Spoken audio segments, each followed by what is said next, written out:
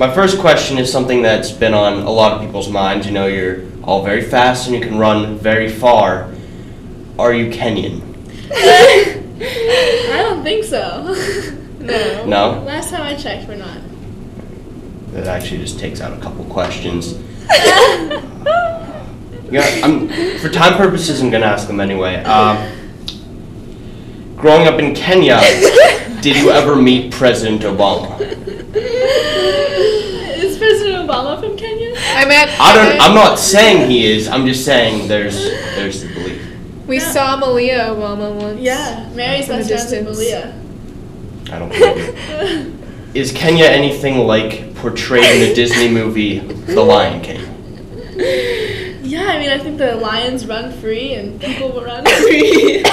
We run to school every day from our village. It's nice. Nice. Uphill both ways. Uphill both? Yeah, it was really tough. I always thought Africa was kind of flat, but I'm not from there. Obviously, you guys are kind of a family affair. That's what's been getting the media's attention, you know, three sisters. You've been asked this question a couple times, and I feel like the answer's never been straight. So I want to know where you guys get your talent, your mom or your dad, Paul Malone or Mitch Malone. And you know what, here's what we'll do. Close your eyes and put up two. I can cover the camera if you don't want your parents to see this. You can put up one finger for Miss Malone, two for Mrs. I think it's a combination. Okay, ready? Ready, go. I don't know. Which one was fun? You know what? Just forget it. Just forget it. I think it's both. Both? My dad says he rested the gene. Who is the greatest motivator before meet? Mr. Malone, Mrs. Malone, or little Pat? I think our greatest motivator would be Mr. Wilkie. He's our coach, and he motivates us every day and sends us a lot of like inspirational videos and just tells us a lot of stories that keep us going. For some reason, I always envisioned Pat dressed as like a little George Patton, you know, standing in front of an American flag giving a really nice speech. Wait, did you say between those people, or did you say? It doesn't really matter. I thought you said excluding those people. No. They're all, yeah. Our family's awesome. Patrick's awesome. He comes to all our meets. He's a trooper. That actually leads to my next question. How many hours of track and cross-country meets do you think Pat has sat through in the last couple years, and how will you repay him? He's probably sat through like a month. A straight month, yeah. Yeah, I mean, it was long. I don't know how we're going to repay him. I say, Toys. since, you know, you got the full ride to Syracuse, or just some money, just full ride, and assuming you guys get this, you need to put him through college. I think it's like a good or idea. buy him a car. How much does your performance rely on each other, on a more serious note?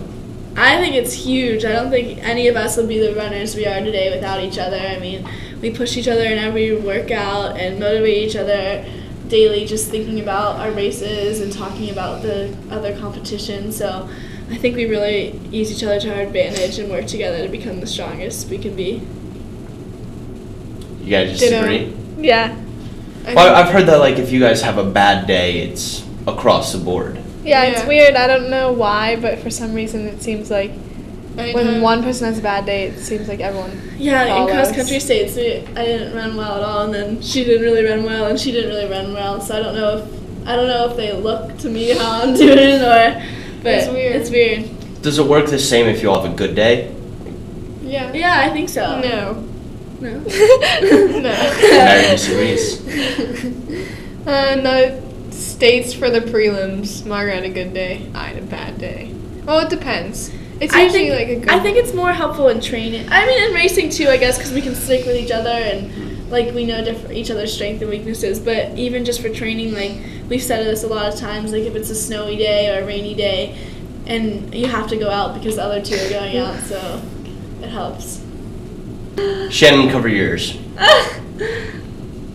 Margo, how mad are you that she beat you in the 3200 a few weeks ago? I mean, you're the senior. If I was a senior and I had a younger... No, still. I would expect my sister to, you know, give me a couple feet. Oh. How mad are you at her right now? I'm not mad at all. Just kidding. I'm really happy for her. She's been hurt a lot, and it's fun that she's back. I mean, she's kind of hurt again, but for that short time, I was really happy that she was back and proud of her. And anytime she can push me, it just makes me better. Shannon, cover your ears again. You're the senior. I mean, that's why you have your own camera right now. Those two have to share. You have your own camera. There's a reason for that. I don't know. I think that race motivated me for the next 2 weeks to come back and beat her the next time. So I think anytime she does well, it's just a more motivation, and I'm proud of her for what she's done. Good. How do you three balance running, school, your social lives, extracurriculars? Like I know 3 of you are or were in National Honor Society, and I believe you have a rap album dropping in October. How do you deal with it all? Well, the rap album's definitely the hardest part. It's definitely hard to get to the studio. We're practicing every day. It's hard to get to the studio and record, but we work it out. You know, our brother P. Diddy helps us. Our dog. I think you just find a balance, and you gotta do the best you can do and focus on different things at different times, but I don't know, somehow it all works out. What is the fame like? You can't really deny it. You guys are hounded by the Post-Gazette and the Tribune. I mean, they aren't sitting outside your house with a camera, but I swear I've seen your face, Margo, in the Post-Gazette more than Mike Tomlin, President Obama, and Ben Roethlisberger combined. What's that like?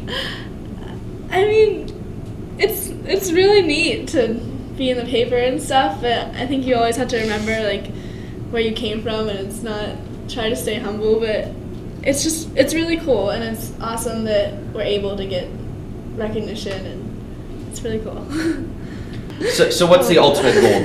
Is it the Olympics? As far as... I don't know. Don't tell me it hasn't crossed your mind. I mean, you guys are coming in first in states. Is the Olympics the ultimate? Yeah.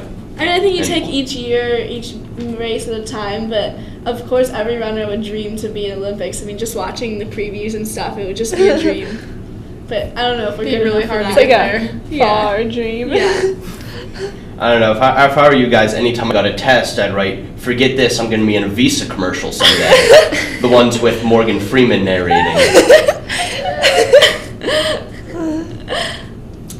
Last question. You guys are proud St. Teresa's alumni. STS. Right. How much better would you be if you went to St. Sebastian's? Not better at all. St. Teresa's is so much better. I don't know. I'd rather be dead than red, even though North Hills is red, but... At St. Sebastian's, we're good at things. Oh, like what? Yeah. Alright, that's a good point to end it. That's, I feel like most people don't want to see our Catholic school rivalries. Yeah, I mean, we're all one family, right? No.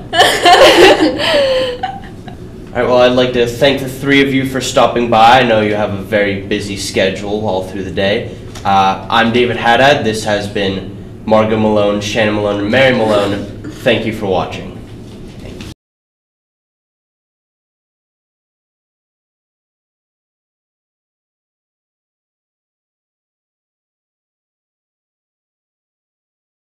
Can I get a tissue? Are you kidding me? Ew! Sorry. At least you aren't still Mike.